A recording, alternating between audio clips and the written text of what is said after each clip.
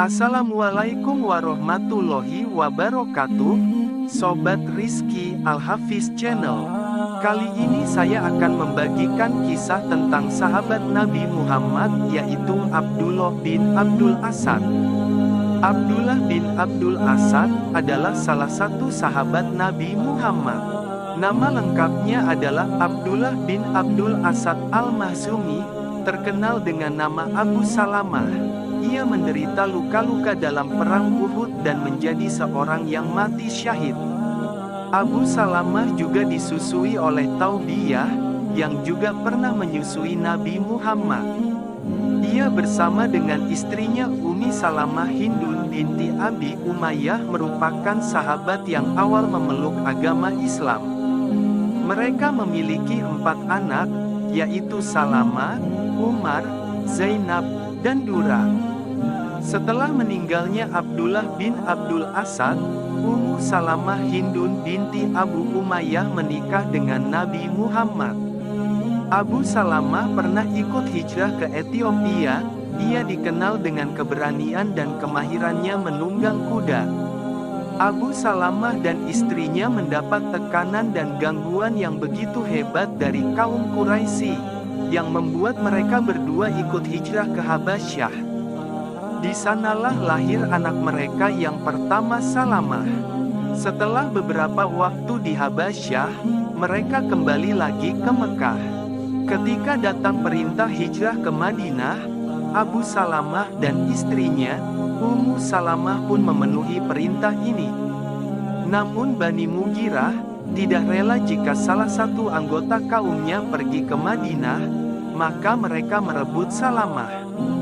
Tidak itu saja, kerabat Abu Salamah dari Banu Abdul Asad ternyata tidak rela kalau Salamah sebagai bagian dari kaumnya berada di Banu Mughirah. Karena itu mereka merebutnya dari Ummu Salamah. Setelah berhasil, ternyata mereka tidak membiarkan Salamah untuk ikut ayahnya hijrah ke Madinah. Walau kecintaannya begitu besar terhadap istri dan anaknya, perintah Allah dan Rasul-Nya di atas segalanya.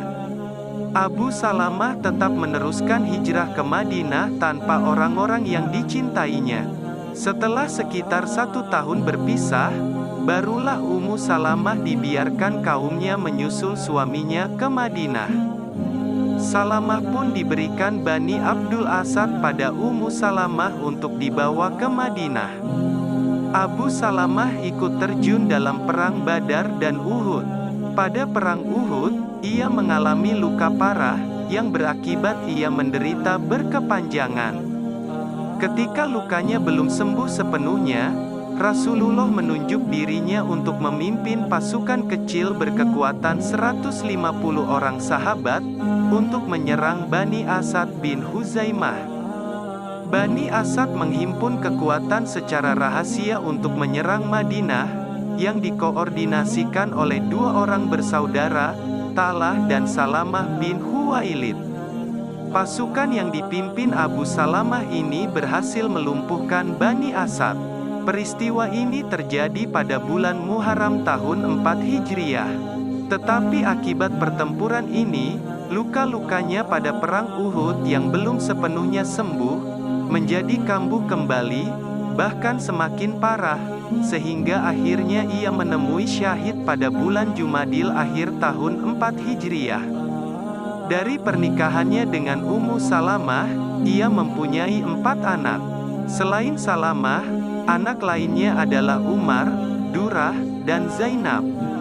Zainab ini masih di dalam kandungan ketika Abu Salamah wafat. Ketika masih hidup, Ummu Salamah pernah menginginkan agar mereka saling berjanji untuk tidak menikah lagi, jika salah satu dari mereka meninggal terlebih dahulu.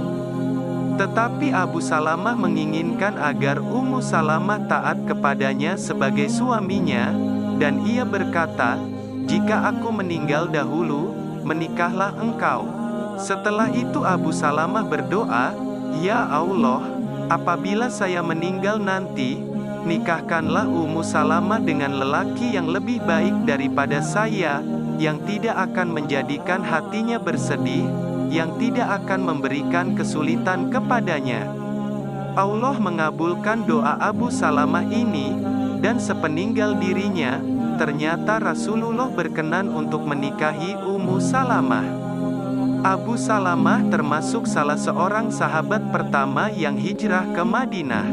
Nama dan nasab Abu Salamah bin Abdul Asad adalah Abdullah bin Abdul Asad bin Hilal bin Abdullah bin Amr bin Mahzum al-Mahzumi.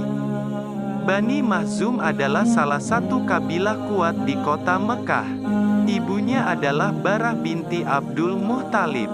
Artinya, dari sisi ibunya, ia merupakan sepupu Nabi Muhammad. Abdullah bin Abdul Asad ini lebih dikenal dengan julukan Abu Salamah dibanding nama aslinya. Dan ini terjadi pada banyak sahabat Nabi. Dalam Al-Isyabah, Ibnu Hajar mengatakan, dulu namanya adalah Abdu Manaf. Lalu Nabi Muhammad menggantinya dengan Abdullah.